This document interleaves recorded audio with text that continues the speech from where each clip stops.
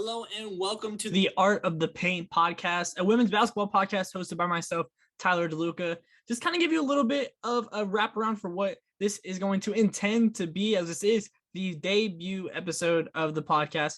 I'm just here to talk about the most pressing issue in women's basketball as a whole. That means NCAA women's basketball. That means WNBA women's basketball. I'm here to be year-round on the women's basketball topic. Hopefully we're going to get some guests in, some interviews in. But right now, it's Final Four time. It's looming. It's only hours ahead. I know I'm counting down. There's a couple topics I want to hit on before, but later on in the show, you will get a preview of the games from my eyes, the key to the games, and who I think is going to pull off the victories in both the South Carolina and Louisville games and the Uconn and Stanford game. But first, I want to talk about National Player of the Year. And I think it's important to note right off the bat that Aaliyah Boston rightfully won that award. She was the best player in the country this season because National Player of the Year is an award that is awarded to the best player on both sides of the ball. And it's not like Aaliyah Boston was some slouch on the offensive side of the ball, but she was also the Defensive Player of the Year. So not only was she putting up historic numbers on the offensive side, she was doing it on the defensive side as well. And I understand that Caitlin Clark might be the more fun player to watch, the more electric player to watch, if that's your cup of tea. If you're a highlight watcher on Instagram, then I understand why you might think that Caitlin Clark was the best player in the nation. And it was very clearly a two-person race. It was Caitlin Clark and it was Aaliyah Boston. And it's okay to be in second place to Aaliyah Boston. I haven't liked some of the commentary that has surrounded all this. And I actually found a tweet that many South Carolina fans that, because I am realistically on the South Carolina side of Twitter, very much so compared to the Iowa side. And I found a tweet that was quote tweeted several people. Shout out to the committee. I think that's who put me onto this one. From David Eichholt, who is the Iowa Hawkeye insider for 24/7 Sports, and said that Aaliyah Boston is a catalyst on one of the nation's best teams.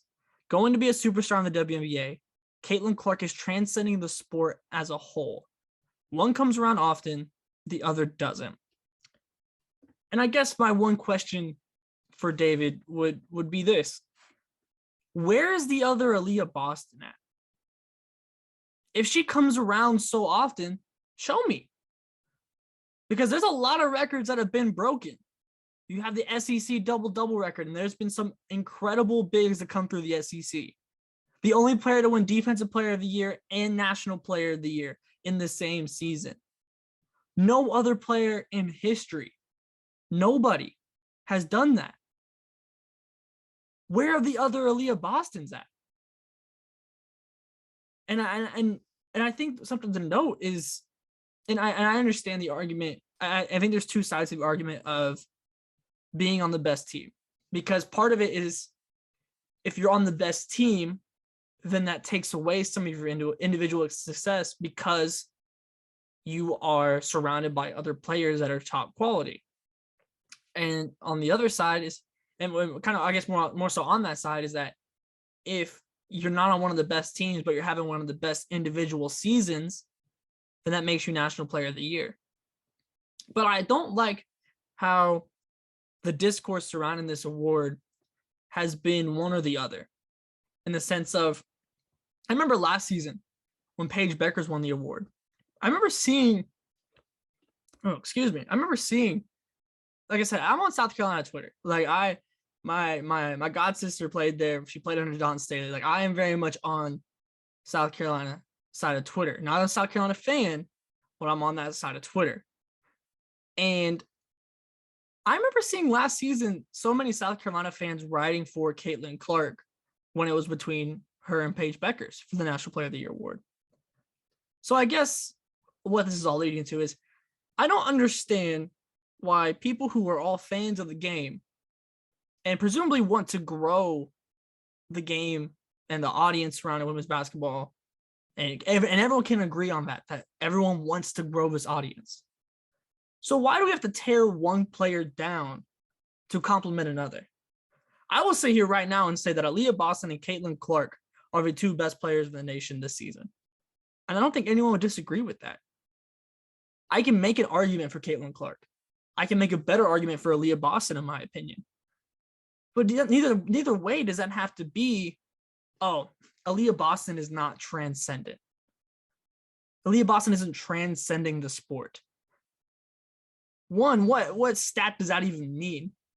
What does that equate to? And also, I mean, Caitlin Clark has, I think the most transcending part of Caitlin Clark's game and what we see in and out of each game is the green light that she has. I think that saying that Caitlin Clark is transcending the sport, and yes, she's bringing a completely new way to play, very similar to how Trae Young came in. Because I mean, being from Norman, Oklahoma, I saw a lot of Trae Young, and it's very similar to the green light that he had here because he didn't really have anybody around him, and Iowa has better players around Caitlin Clark than OU did around Trae Young, but that's besides the point. I think that saying that she's transcending the game is not giving credit to other talented players around the nation. I mean, we saw Sabrina Ionescu do it a couple of years ago. Olivia Miles was putting up triple doubles and stepping back, hitting threes. When we saw it in the NC State game in that first half, she was incredible. I don't think that, I don't know why we put Caitlin Clark, some people put Caitlin Clark on such a high pedestal that it negates some of the other stuff that is going on around the country.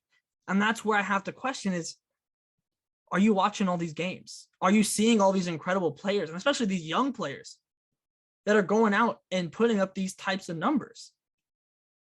It's kind of similar, almost in a way to when Aaliyah Boston would get coverage, but Anissa Morrow from DePaul wouldn't. When she was putting up double doubles, there's ways where you can cover these star players and give them the credit that they deserve because they absolutely deserve it. Caitlin Clark is getting recognition she deserves, but the verbiage of it is just so negative towards everyone else around her.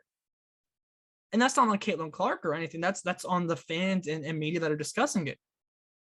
You can make an argument for either player. And I think you can make a valid argument for either player. But so much I've seen the pro Caitlin Clark stuff turns into anti-Aaliyah Boston. And I don't think that's beneficial for the game at all. I don't think that's what should be the goal of our discourse. And kind of growing out of just the National Player of the Year, kind of going back to NC State. I just mentioned the Notre Dame game. I want to talk about the game against UConn because I mean that game was an absolute classic. That was probably, I've been following women's basketball for probably about 4 years now, heavy, and that was one of the best games I've seen. It was really, really, really good basketball up until the very end. But there was one thing that I saw on Twitter that everyone was asking. Where is Diamond Johnson? Both overtimes, nowhere to be seen because Wes Moore, the head coach of NC State, kept her on the bench. And people were questioning it, as they should. And I saw coaches on Twitter talking about, oh, you've never coached a game in your life. You don't get to question the coaches, things like that. What type of talk do you think? This really pissed me off. I'm not going to lie, because I don't understand how people think, let's grow the conversations around the game, but let's only keep them positive. And I think it's different from like how I was saying with the National Player of the Year, where you're building one person up and tearing somebody else down. You can question decision-making. And you can talk, if someone has a bad game. I know on our women's basketball show, Game Day U Hoops, when Caitlin Clark went out against Creighton and had a bad game, I talked about it. And I talked negatively about it because she had a bad game. Wes Moore coached a bad, the overtime periods was not it. Diamond Johnson is a bucket. And people are allowed to question that. So I guess what I'm saying, what the point is I don't understand how coaches think they can have it both ways. If the conversation is going to grow, if more people are going to get in on the conversation that surrounds women's basketball as a whole. That means there's going to be more positive and there's going to be more criticism as more eyes get on the product. Of course, it's bound to happen and it should happen. These type of conversations, these types of debates is what's going to help grow the game as a whole. So I think it's so interesting to hear a coach's perspective from the game that they're so closely tied to. And I think that it's not hate or anything like that. You're a public figure with a public job where emotions are heavily involved in the results of these games.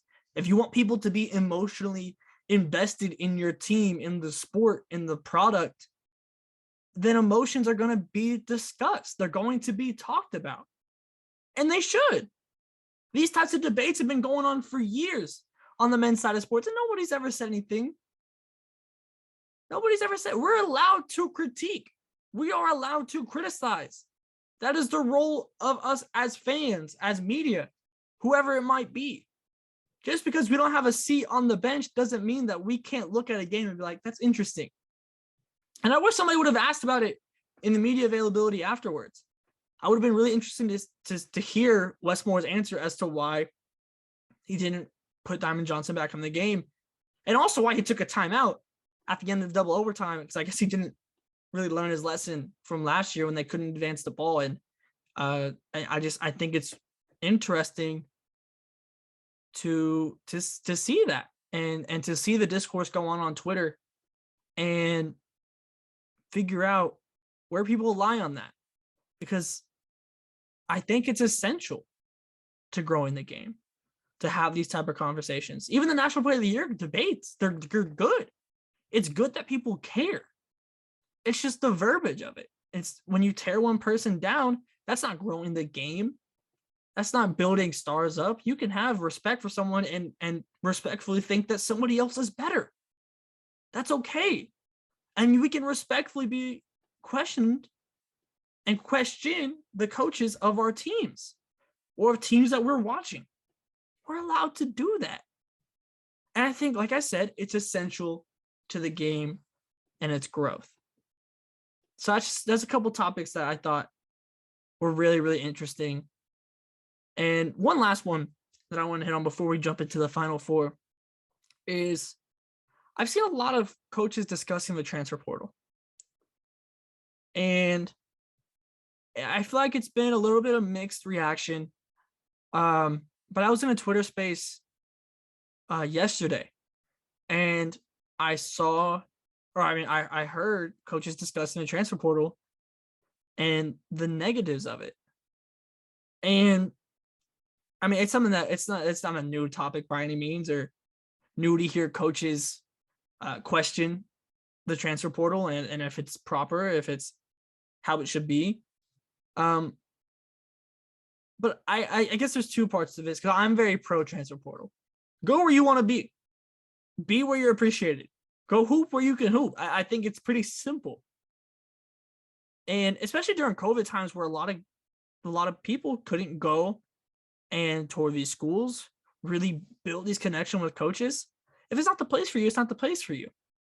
I mean, the one thing that I find really interesting is which coaches are talking down on the transfer portal while also benefiting from the transfer portal and receiving players from the portal from other programs.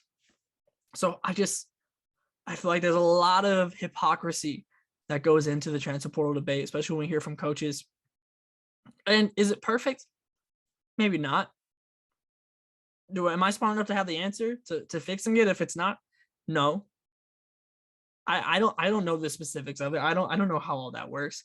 But I think that if you're going to use the portal and adapt to the portal, times are going to continue changing.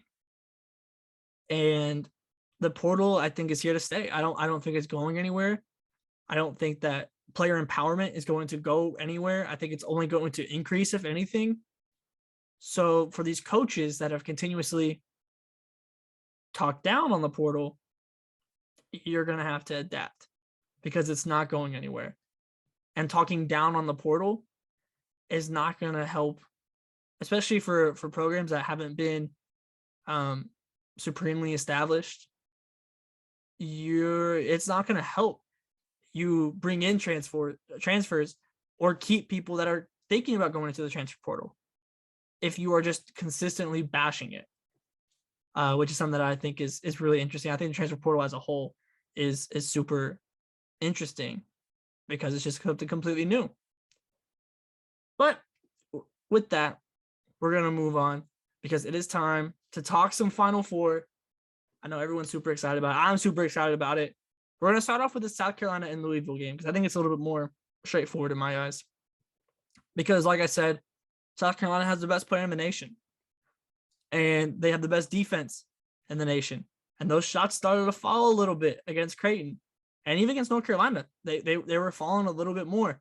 And there was so much discussion about Dawn Staley and her offense after the first couple rounds, and which I found really interesting that it only was for the Black woman that was coaching, but that's a whole another discussion. But to focus in on this Final Four, neither of these teams are super high scoring. They're both heavy on the defense. And I think that absolutely favors South Carolina because the one way that you can easily beat South Carolina, I wouldn't say easily, but if your shots are falling, no matter, because here's the thing, great defense is always going to be beat by better offense. And it's just the fact of basketball life. If you could score, you can score. Not many teams have been able to do that against South Carolina, but you never know. Louisville, I don't think has the capabilities of just absolutely outscoring South Carolina. And the only chance that Louisville, I wouldn't say the only chance, but the main key for Louisville in this game is obviously going to be Haley Van Lith. I mean, she's our leading scorer by far, and she's going to have to get hers. And South Carolina is going to absolutely make her work for it. But they're going to need somebody else too. Somebody else is going to have to step up. And I don't think that it's going to be Enxler because they have the size. South Carolina has so much size in Victoria Saxton and Aaliyah Boston. So much size. It's ridiculous. That Enxler, if I'm a South Carolina fan, doesn't really worry me all that much. She's going to get a bucket here and there, but I'm not too worried about that. The one worry that I have, which actually I heard on Dawn Staley's podcast, Net Worth, she talked about how Deja Kelly really got to her spots. And for one of the first times this season, South Carolina couldn't stop somebody from getting to their spots. And that's one of the most important things being a basketball player is if you can get to your spots comfortably and consistently, you're going to feel pretty good. So if Haley Van Lith can get to her spots, I mean, she has the possibility of putting up a good game and keeping it close. Now, if South Carolina stops Haley Van Lith, it could legitimately be a double-digit deficit for Louisville fairly quickly. Because I don't have much confidence in many people surrounding Enxler and Van Lith to go and score like that. I don't really have that level of confidence. And even if Enxler and Van Lith are scoring, they're probably still going to need one more person. Because, I mean, it's going to be a low-scoring game. But as long as Aaliyah Boston is getting touches down low, which I absolutely, expect, because I mean, that's something that South Carolina excels at, is those entry passes down into the post. As long as Aaliyah Boston is getting those touches, South Carolina is going to put up enough points. And especially because the shots have been falling since the downfall of South Carolina because of their offense was beginning to really be heavily publicized. Their shots have been falling. They were falling against North Carolina. I mean, they scored a ton against Creighton. And I think that they're kind of hitting their stride. And like I said, Louisville's not a high-scoring team either. They're not going against the possibility of how Creighton is a super high-scoring, high-assist team, and maybe they could just like outscore South Carolina if they can get enough threes off, and South Carolina shut that down. Louisville is not the Creighton level of offense. Haley Van Lith is, but that's it. So if Haley Van Lith gets a little stuck, gets a little slow start, anything of that nature, it could get pretty ugly. So that's why my bet is going to be on South Carolina in this game and to make it to the championship.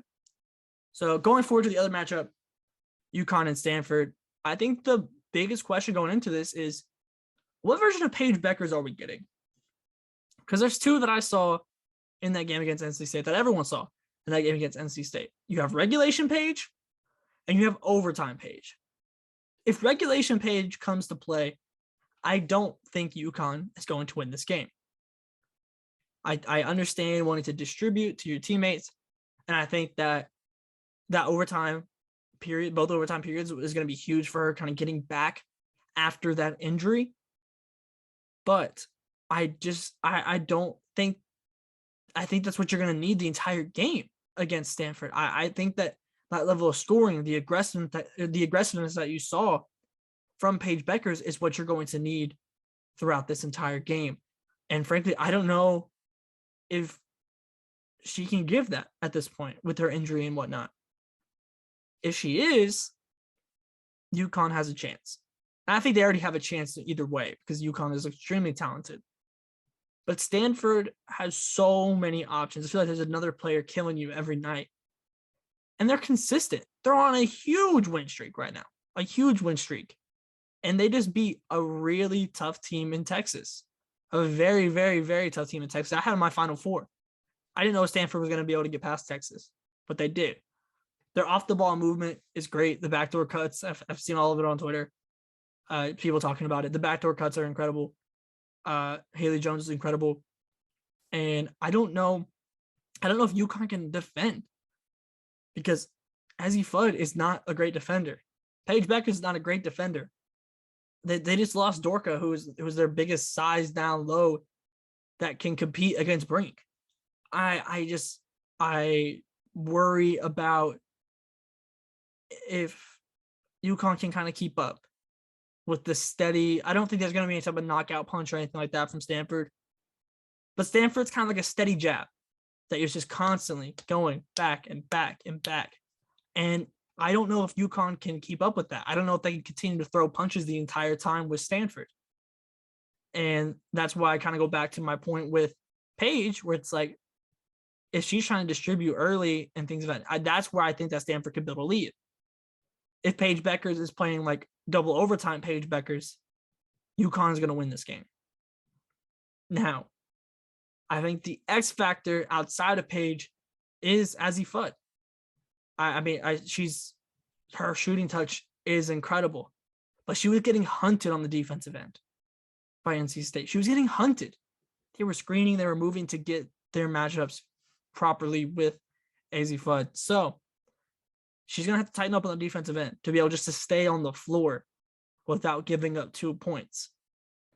And that's not easy. That's way easier said than done. So I think that's going to be a huge factor for this because we know she can do it on the offensive end. That's no question. She has one of the smoothest shots I've ever seen, especially at the college level from this age as a freshman. But can she get it done on the defensive end? That's where my worry is because she was being hunted.